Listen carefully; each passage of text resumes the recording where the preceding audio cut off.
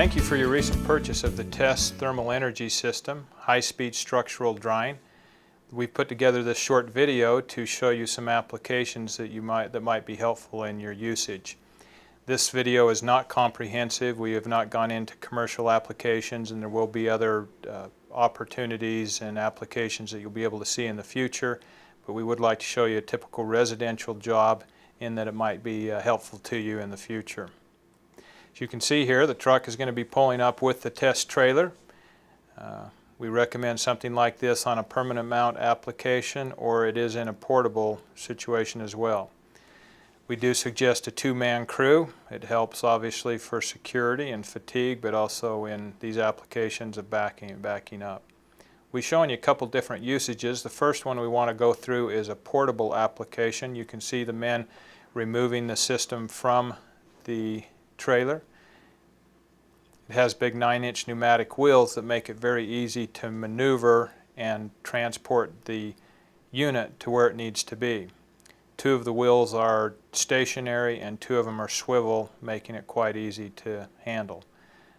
The technicians will put the unit in place. This particular one's in flood is in a basement, so they'll leave it in the backyard, if you will. If security is an issue to you, you can remove the wheels as being shown here, just taking a regular inexpensive hydraulic tire jack and made some wood blocks to fit under the unit. Remove all 4 wheels with just a quick release, and now nobody could ever tamper or move the system.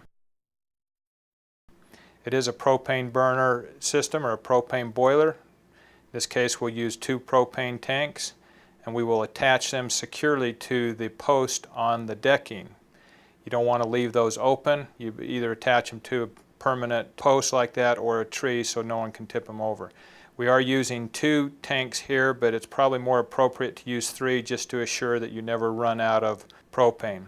They've hooked the 2 tanks up to the main valve. They're now transporting the hydronic hoses, and we'll attach those to the system. The system has some large T assemblies at the unit that can be removed and taken into a home to split hoses inside if you would rather, or you can hook them all up as a home run from the unit. The red hose usually is the outgoing hose, the blue hose is the return hose, but quite honestly you can't mix it up. They'll go either way. Attach an electrical cord to it, plug it in. Now open your valves on your propane tank, getting ready for operation. Before we turn on the system, we want to make sure that there's enough of the hydronic fluid in the reservoir. There is a sight glass. As you can see, the technician's giving a thumbs up, which means we do have enough fluid in the reservoir. This is to replace any that might be lost through drips of hooking up or disconnecting quick connects. If you need more fluid, you just take the hydronic fluid and pour it directly into the reservoir. You can get that from your local Interlink distributor. Here's the control panel. It does have a cover plate that has been dropped down to give you access. The first thing you'll want to do is turn on the pump switch. Once the unit's plugged in, it will turn on the pump that will begin to circulate the hydronic fluid. At this point, the fluid will just be room temperature or cold until you actually turn the heater on, which is the switch he's now pointing to here. The heater you turn on, usually leave it on for 10 seconds and see if the main gas light comes on, which is the furthest. It's hard to see in this picture. We'll show you a close-up. It's the furthest light to the right. If it doesn't come on in 10 seconds, you turn it off for 5 seconds and then back on for 10. We're going to have to repeat this process several times, maybe as many as 10 or 15 on and off cycles before the boiler will begin to fire, before gas gets to it.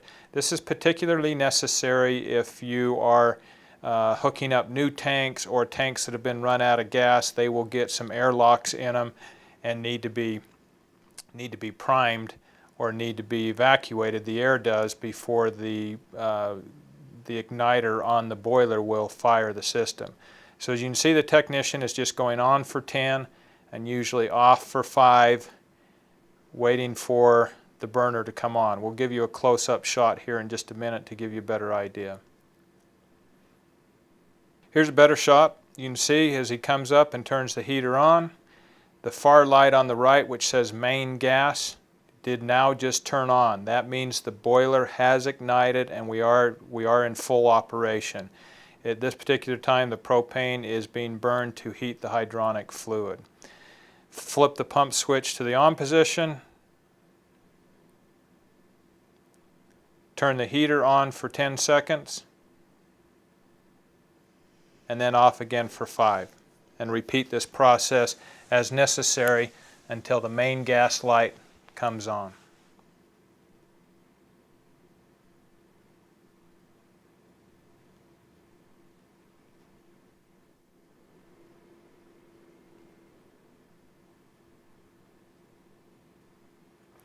There's a close-up shot to help you see what will actually happen. Again, this will only happen if will be necessary if you've run out of propane or using new tanks or hoses. We now want to explain a bypass valve that we've put on, which is an indicator called the low flow. As you can see, when the light is on, that means the system is in normal or regular operation and all systems go. If that light is off, it means we do not have enough fluid going through the pump or the boiler to keep the fire going, so we won't maintain our temperature in the boiler. This will happen mostly if we have just 1 or 2 text boxes attached to it. If that light is off, you will need to open the bypass valve. This is the bypass valve.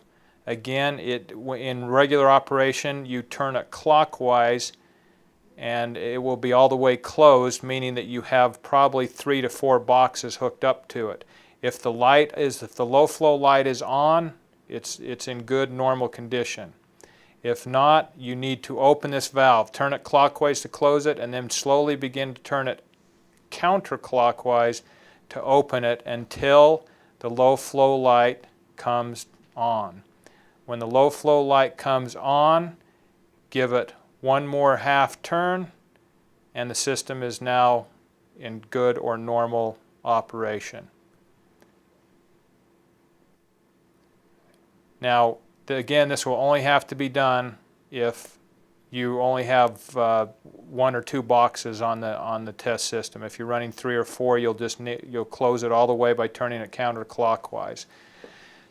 If the low flow light is on, it's normal. So if it's not on, we're going to begin. This is just a repeat. Open it up till the light comes on, and then give it one more half turn. You will now have enough fluid going through the system to keep the burner in operation. There are references to this in your owner's manual too if you need more explanation. Let's go to the job now. This is a regular real-life flooded situation. We'll begin with doing a good extraction. Here we're using the Extreme Extractor weighted system. We recommend that if you're going to dry in a 30-hour period or less, that you begin with good extraction. That usually requires 2, 3, 4 passes with a weighted extractor, or by definitely using the water claw, which it will now be demonstrated to you. Water claw is placed on there, stepped on, and then moved to the next position. Actually, I think he should be, if you want to really get all the excess moisture, he should probably wait a little longer. But this is called a subsurface extraction, and it's critical to getting as much excess moisture out before you begin the drying or evaporation process. Just in that little short demonstration, though, you can see that no excess water can be wrung out of the pad at this point, which is where you want it to be before you begin the drying process. During the extraction process, it's very critical to eliminate as much moisture out of the air as possible. We're going to do this by taking a standard air mover, if we have the access to a window, hook some lay-flat ducting up to it, and vent it, turn it on and vent it out a window. This will take, as you're extracting, or it's all full of moisture anyway, this will take all the excess air and dump it, the excess humidity, and dump as much of it to the outside as possible. We leave this running the whole time we're doing the extraction process. If the outside environment is not conducive, in other words, if it's wet or cold or whatever, then you can use some foam wedges to prevent any wet or cold air or too warm of air from coming inside, just whatever the environment is. Once we got the evacuation fan hooked up, we'll now disengage a corner of the carpet and get it ready to start the structural drying with the test system and the text boxes. You do this by disengaging the carpet, pull it back about 4 feet, just enough room to place the text box in the corner. We want to leave the text box usually about 4 or 5 inches from the wall. I'll explain that later. Place it in the corner and then take a razor knife and slit the carpet pad or cushion along the edge, both edges of the text box. Just use it as a guide and run a razor knife down. We're going to create 2 little dog ears to pull back over the carpet, and that will help us later in our drying process. So you see he's run the razor knife there. Just take his hand and carefully pull that over and fold it forward a little bit, making sure that you've got that dog ear type cut. He'll do that on both sides. We're going to fold this over the top eventually to help contain the heat to the underneath the carpet. The way you begin a float or start the float is to straddle the text box, fold the carpet back, and place it in the carpet clamp securely, giving it a little tug.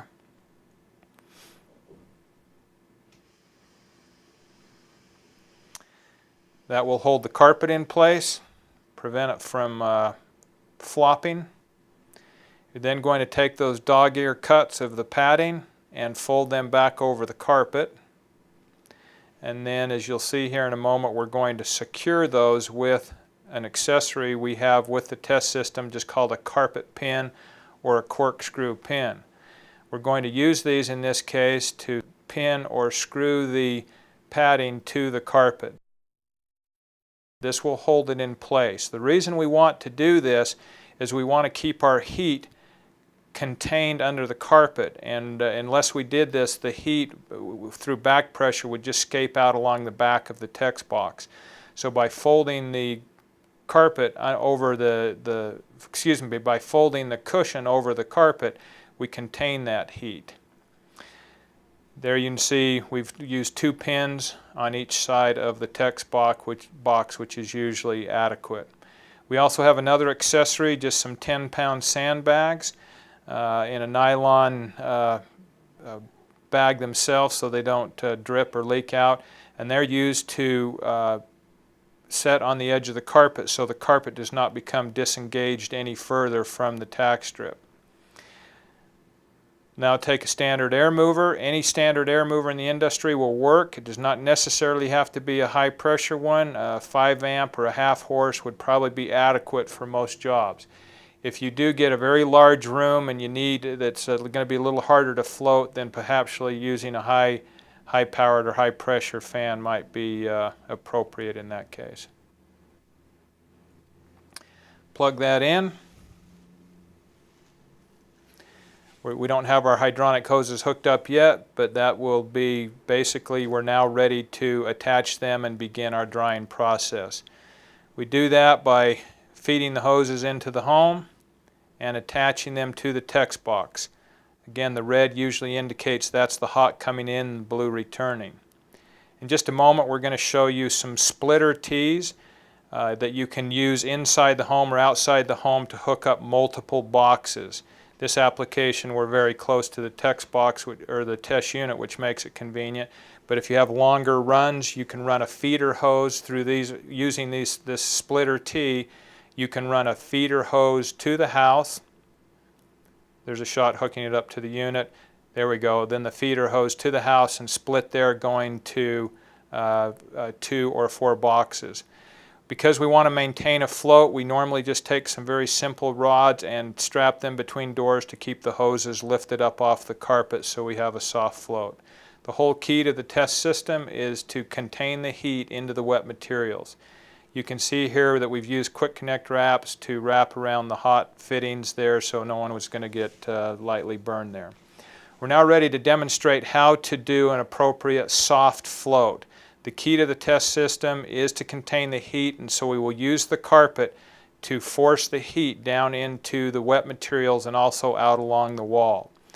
As you can see there, when we first turn it on, we do have a little bit of movement in the carpet, which we want to avoid. So he's going to begin to kind of massage and pull that text box backwards until we get all of the rippling or the flopping of the carpet. You'll see that he's going to do that, or it's not set up properly yet, and now it is. All we've done is lifted the carpet lightly. As he taps on it, you can see we do have a nice soft float going. Just to demonstrate, we're not trying to balloon the carpet, we're just trying to get a soft float. If there's areas that are tightly tacked down, like at the bottom of this staircase or the threshold of a door, you can also use some of these carpet pins or the corkscrew pins by screwing them halfway down under the carpet, then standing them up straight, and that's going to allow the heat to transfer under those areas that normally do not, that are harder to get lifted. This is our evacuation control device, our thermostatically controlled evacuation unit that you will actually plug the air mover with the lay flat ducting on. I cannot give you detailed information or setup on this right now, but there is a manual that will teach you how to do this. It's a simple process. We have two versions of this.